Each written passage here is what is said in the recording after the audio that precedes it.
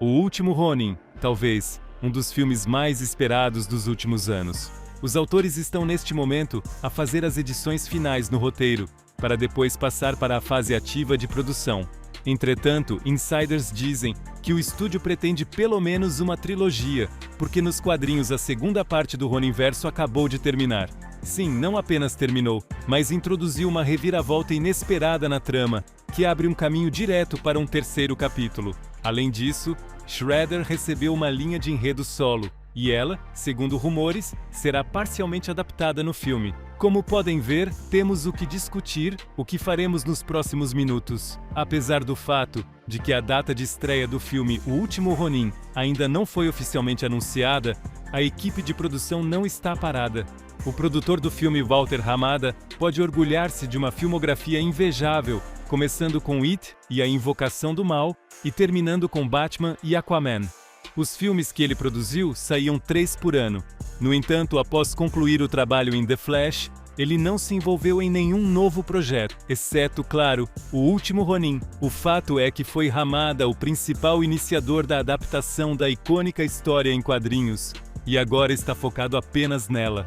Ronin é muito diferente de tudo o que está relacionado com as Tartarugas Ninja.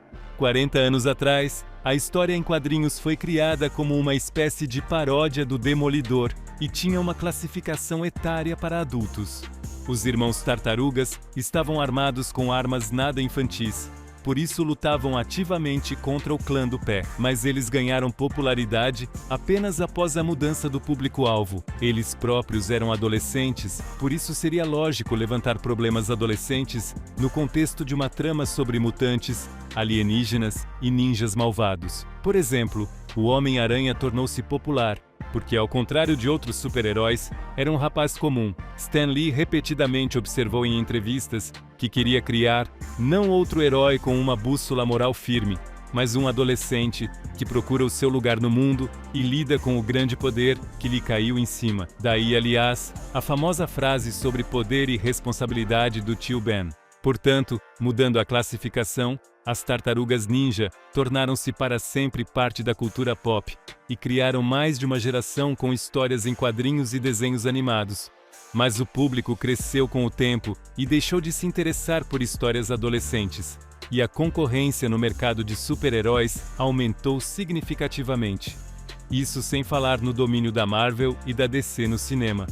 Por isso, os criadores das Tartarugas, Kevin Eastman e Peter Laird, decidiram escrever uma história adulta, inspirando-se em O Cavaleiro das Trevas de Frank Miller. É verdade que este enredo deveria ser mais realista e sombrio. Numa das entrevistas, os criadores observaram que antes de iniciar o trabalho, eles conscientemente se recusaram a usar vários tipos de mutantes. Bebop, Rocksteady, Krang e muitos outros foram excluídos para tornar o enredo mais próximo da realidade.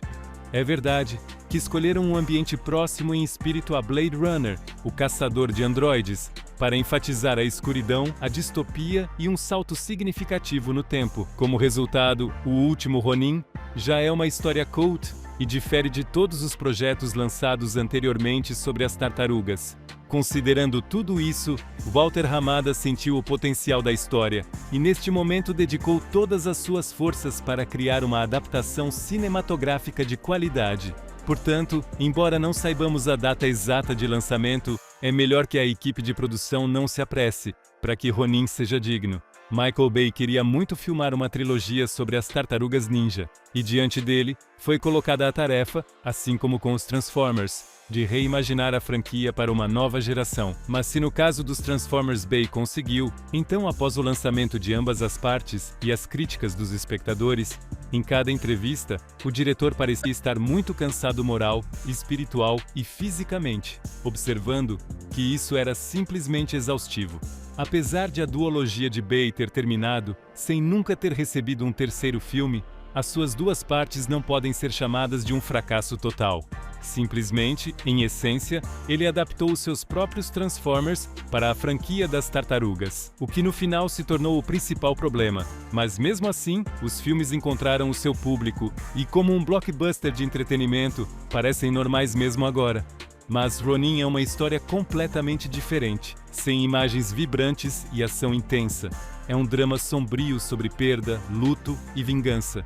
Como vocês entendem, esta é uma tendência peculiar dos últimos anos no mundo do cinema. Neste momento, The Last of Us domina nos serviços de streaming, contando sobre a abordagem vingativa de Ellie pela morte de Joel. James Cameron, no terceiro e quarto.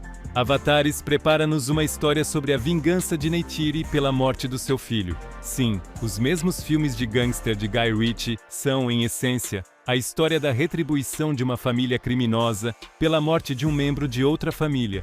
Nesse sentido, Ronin acompanha os tempos e enquadra-se perfeitamente nas tendências.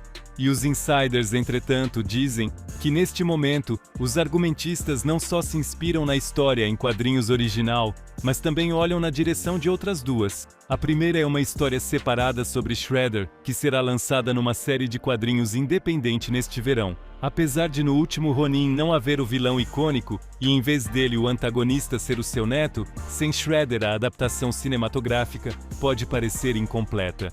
Além disso, ultimamente os supervilões têm recebido cada vez mais atenção dos estúdios, o que significa que revelar o personagem de uma nova perspectiva parece uma ideia promissora. O novo arco do personagem nos quadrinhos promete mostrar a ascensão de Oroku Saki e mudar a atitude em relação a ele.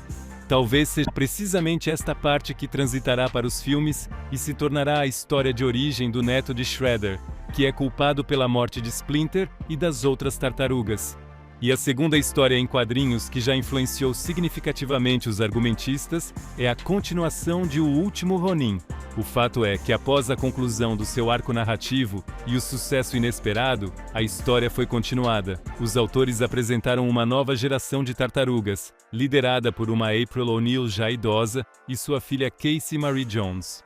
Os eventos da história em quadrinhos original foram concluídos de forma bastante lógica, mas numa entrevista recente, Kevin Eastman e o coautor Tom Waltz disseram que aquilo era inicialmente apenas o começo. Ronin mostrou-nos a história da última tartaruga sobrevivente, que após a morte da família, caiu em desespero e até tentou cometer suicídio. Já sentem que a atmosfera trágica permeava toda a história em quadrinhos. Depois, Ronin aprendeu a dominar todos os tipos de armas dos irmãos. Assim, para nós havia um suspense sobre quem tinha ficado vivo.